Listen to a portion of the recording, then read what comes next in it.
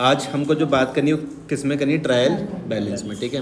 और याद रखना ये पूरी अकाउंट्स का सबसे ज़्यादा सिंपल है, इससे ज़्यादा सिंपल कुछ और है नहीं, बहुत ज़्यादा सिंपल है, बहुत ही ज़्यादा सिंपल।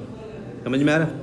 लिखा हुआ है state whether the balances of the following account should be placed in the debit और credit columns of the trial balance. कुछ नहीं करना, आपको कुछ अकाउंट्स के बैलेंसेस दिए हुए, उनको आपको ट्रायल बैलेंस में डेबिट और क्रेडिट में लिखना है बस। ट्रायल बैलेंस किस तरीके का बनता है, तो इस तरीके का सुंदर सा फॉर्मेट है। Serial number, heads of the account, logic मैं समझा दूंगा, डेबिट और क्रेडिट, मतलब ऐसे करके कुछ। ये देखो ये ट्रायल पे बैलेंस बन गया, head of the account, debit और क्रेडिट, ये आपका लेजर फोलियो होगा। समझ में आए? लॉजिक क्या है उस चीज़ को समझ लेते हैं। बहुत सरल, बहुत ही ज़्यादा। सबसे पहले हम बात करेंगे किसके, मॉडर्न रूल्स। सबसे पहले मैं बात कर रहा हूँ, सुनना ध्यान से। असेट्स बैलेंसेस देखना है आपको, असेट्स के, लायबिलिटीज़ के, असेट्स के, लायबिलिटीज़ के, कैपिटल। क्यों हंस रहे तुम बिना मतलब के? ड्राइंग्स, यहाँ तक कोई दिक्कत तो नहीं? Assets, liabilities, capital, drawings. और नॉमिनल में क्या आता है? Expenses and losses. और क्या आता है? Income and gain. अगर आपको असेट्स, लायबिलिटीज़, कैपिटल ये सब पहचानना आ रहा है तो आपके लिए बहुत सिंपल सा गेम है। असेट्स का याद रखना डेबिट बैलेंस होता है। अभी आप कैश बुक में मैं तुम्हें ऐसा डिस्कस कर रहा था ना, तो उसमें भी कैश का मैंने कौन सा बैलेंस बताया था? Debit balance. याद आ रहा? लायबिलिटीज़ का कौन सा होता है? क्रेडिट बैलेंस होता है, ठीक है। कैपिटल मेरे पास इंटरनल लायबिलिटी होती है, उसका क्या होता है? क्रेडिट बैलेंस होता है। ड्राइंग्स में मैंने L माइनस का रूल लगाया, ड्राइंग्स दिख गई तो कहाँ पर आएगा? डेबिट में। एक्सपेंसेस एंड लॉसेस कहाँ पर आ जाएंगे? डेबिट में। इनकम एंड गेन कहाँ पर आ जाएंगे? क्रेडिट। इससे ज़्यादा सरल और कुछ नहीं हो सकता। इतना आपने समझ लिया तो आप आराम से ट्रायल बैलेंस बना लोगे। असेट्स, डेबिट, कोई दिक्कत परेशानी की बात नहीं होनी चाहिए। असेट्स दिख जाए तो आप बोलोगे भैया इसको कहाँ लिख दो? डेबिट में। कोई दिक्कत तो नहीं है भाई? असेट्स दिख जाए तो क्या बोलोगे? तो तुम्हारा नाम क्या है?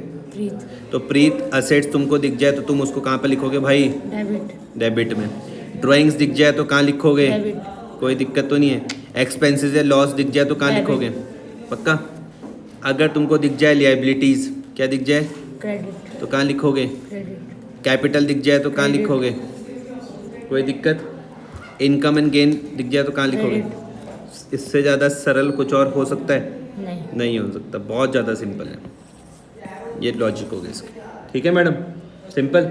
लेकिन आपको पता होना चाहिए कि असेट्स क्या होता है, आपको पता होना चाहिए कि लायबिलिटीज़ क्या होता है, आपको पता होना चाहिए कैपिटल क्या होता है, आपको पता होना चाहिए ड्राइंग्स क्या होता है, एक्सपेंसेस एंड लॉसेस क्या होते हैं, इनकम एंड गेन क्या होते हैं, तभी जाके आप इनको डेबिट क्रेडिट में लिख पाओगे। समझ में आ रहा कि नहीं आ रहा? यही नहीं आया तो फिर बेकार ही है सब कुछ। ये क्या था? डेबिट। क्रेडिट। और ये क्या था? क्रेडिट। कोई दिक्कत? नहीं। अब यहाँ पर देखो, state whether the balances of the following account should be placed in the debit और credit column of the trial balance. आपने कहा कि भैया पहला क्या दिख गया? फर्नीचर। आप बोलोगे भैया फर्नीचर क्या होता है? असेट। रहनुमा समझ में आ रहा है? आप बोलोगे भैया फर्नीचर क्या होता है? असेट्स। असेट्स का कौन सा balance? Debit balance. Plant and machinery क्या होता है? असेट्स। कौन सा balance? Debit balance. Discount allowed, याद रखना, डिस्काउंट अलाउड। ये आप बोलोगे हमारे पास क्या हो रहा है? एक्सपेंस हो रहा है। हम जब किसी को डिस्काउंट दे रहे हैं तो मैं काय का रूल लगाऊंगा? एन माइनस का। Debit all expenses and losses. समझ में आ रहा? सैलरी, इसको मैं मान के चल रहा हूँ कि मान लो मैंने किसी को सैलरी अलाउड करी होगी, दी होगी, तो ये भी मेरे पास क्या हो जाएगा? Expense. Bank over D, OD. अभी तुमने कैश बुक सीखी थी मेरे साथ, तुमने कहा कि भैया ये क्या होता है? लायबिलिटी। L plus. तुम्हें आ रहा मीत समझ में? मीत तो तुम्हारे भाई का नाम है, प्रीत, ठीक है। कैश इन हैंड तुम बोलोगे भैया असेट, ए प्लस। समझ में आ रहा? Creditors, liability, L plus. कोई दिक्कत तो नहीं है? सेंट्री डेटर्स मतलब देनदार, असेट्स, ए प्लस। कोई दिक्कत परेशानी? No sir. इसके बाद कैरेज आउटवर्ड और कैरेज इनवर्ड, ये मैंने N तुमको बहुत minus, अच्छे ढंग से N समझाया था। minus। कैरेज मतलब एक्सपेंसेस ही होता है, ठीक है, भाड़ा जिसको हम बोलते हैं। तो चाहे वो इनवर्ड हो चाहे वो आउटवर्ड हो, दोनों के ही दोनों क्या होते हैं? एक्सपेंस होते हैं, एन माइनस और डेबिट एन माइनस। समझ में आ रहा? सेल्स एन एन प्लस, जितनी ज़्यादा हम सेल्स करेंगे तो हमारी इनकम एंड गेन होएगी। उसमें परचेज करूँगा तो मेरे पास एक्सपेंस हो जाएगा एन माइनस। समझ में आ रहा? एन प्लस डिस्काउंट मुझको मिलेगा तो मेरे चेहरे पर खुशी। N plus। Credit N plus मतलब होता है credit all income and gain. क्या बताया प्रीत मैंने? Credit all in plus income and gain, income credit all income and gain. और एन माइनस था debit all expenses and losses. समझ में आ रहा?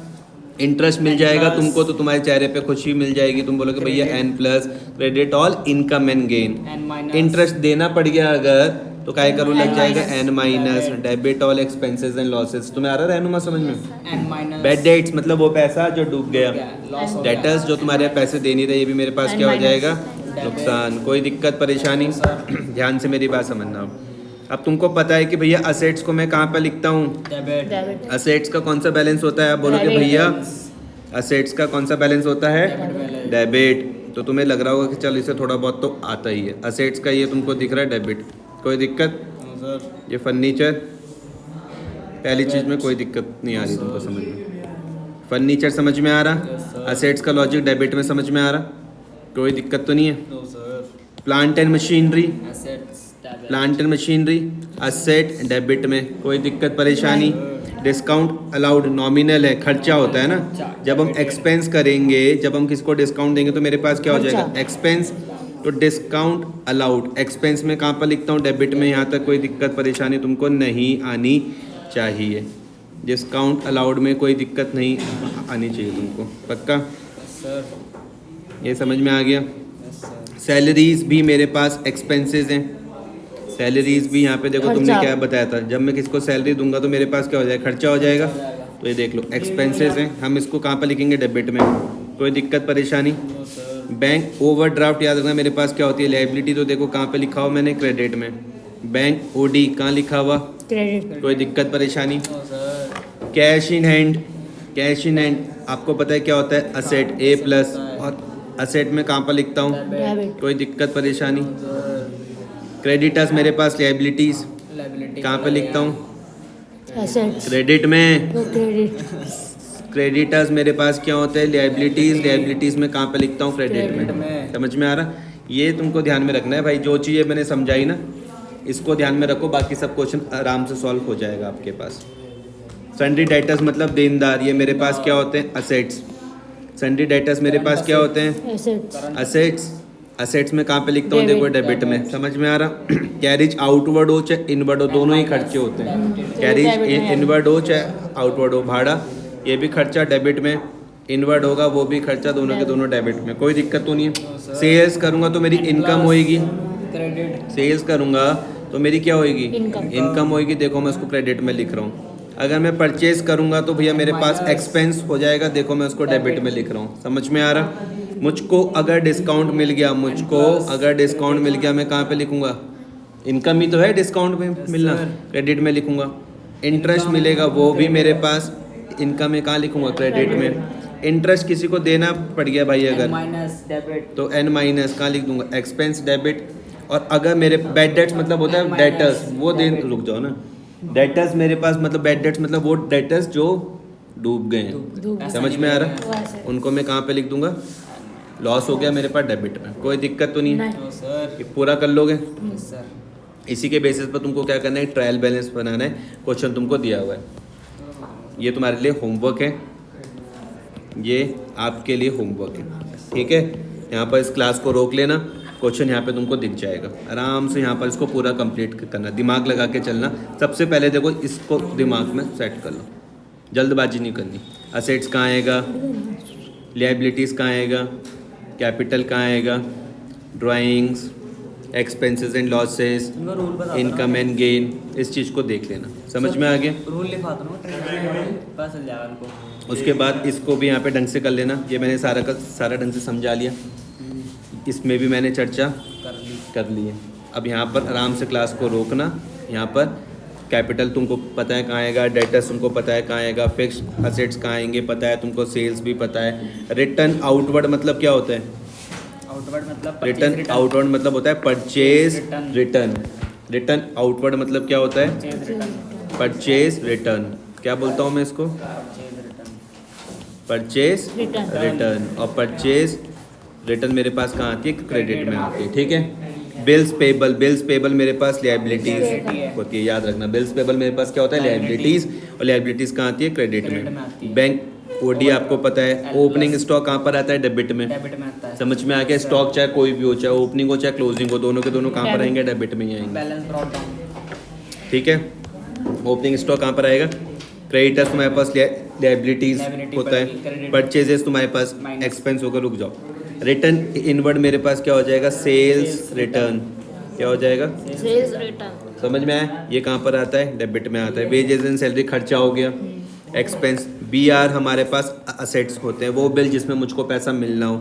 ये रहा बिल्स पेबल, वो बिल जिसमें मुझको पैसा देना हो। जिसमें पैसा देना हो लायबिलिटी है, जिसमें पैसा मिलना हो वो मेरे पास असेट है। रेंट मेरे पास खर्चा हो जाएगा। समझ में आया? यहाँ पर रोक के आराम से ट्रायल बैलेंस बनाना और फिर यहाँ पर अपना क्वेश्चन चेक कर लेना। और लास्ट में तुम्हारे पास दोनों साइडें मैच होनी चाहिए, ठीक है। इतना करो, फिर कल मिलते हैं आपसे। Thank you sir.